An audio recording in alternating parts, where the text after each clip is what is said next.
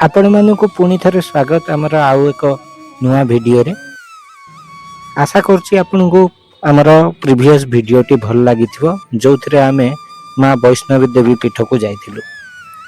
वैष्णव देवी पीठरू फेरिकी आमे श्री रघुनाथ जीव मंदिर आसीगलु। मेन गेट रू एंट्री कला बेले राइट साइड रे राम लक्ष्मण सीतांकर गोटे अति सुंदर वाल पेंटिंग रही। मंदिर वर्तमान बंद अछि।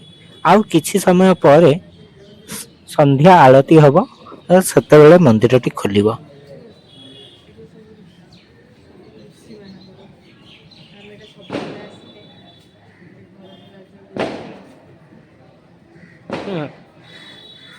आमर ऋषि भरद्वाज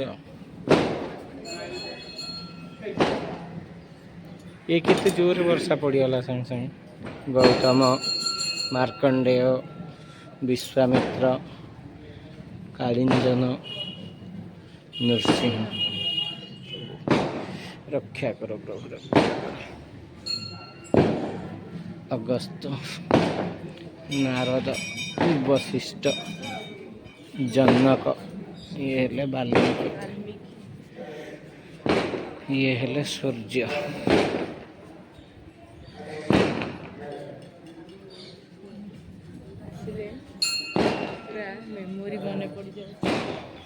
केते वर्ष पर आसिले ने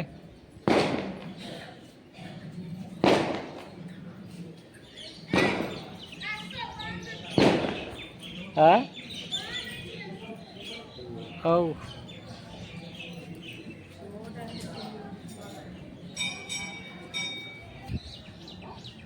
एटा गोटे कौन है गोटे नथिला तो बोध थिला मन पड़ुनी मोर केबे केते वर्ष हो गला एटा बंद अछि। एटा बोधे यात्रा होची ए सब अछंदी तांकर सब हां से नै यात्रा रे सब देखौछन। एटा राम नवमी हेले एटा खोली की ये करथुवे एठु बाहर करथुवे पहाड़ बडे चढ़ी जुएली एठु चढ़ियार एबे एबे पहाड़ रे चढ़ंतु नाही। बहुत थरा हम तो पिल्लाई थु चढ़ी चेंज होइलो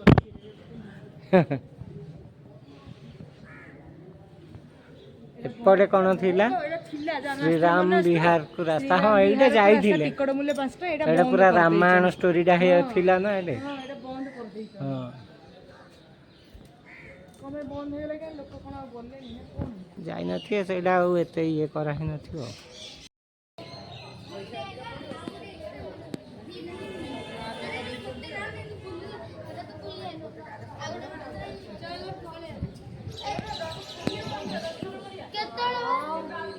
ये पार खोल जी बारे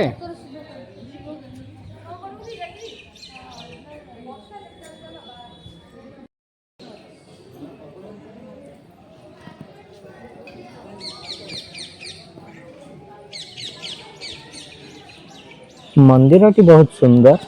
मंदिर भितर रामायण विभिन्न कथा तार प्रतिमूर्ति विभिन्न प्रकार ऋषि मानकर प्रतिमूर्ति आ विभिन्न देवतांकर मूर्ति सब रही। मंदिर टी बहुत परिष्कार परिच्छन्न आ वेल मेंटेन।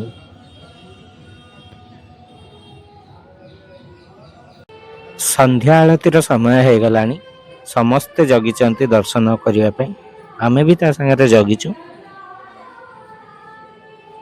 दर्शन सारिकी आमे गाँ को फेरी जीवो। आजिर बुलाटी बहुत बढ़िया हैला मस्त एंजॉय कलु पिला माने भी बहुत एंजॉय कले। आपण मानकु जदि वीडियोटी भल लागि थिबो प्लीज लाइक कमेंट शेयर निश्चित करिवे। आम चैनल टी को भी सब्सक्राइब करिवे।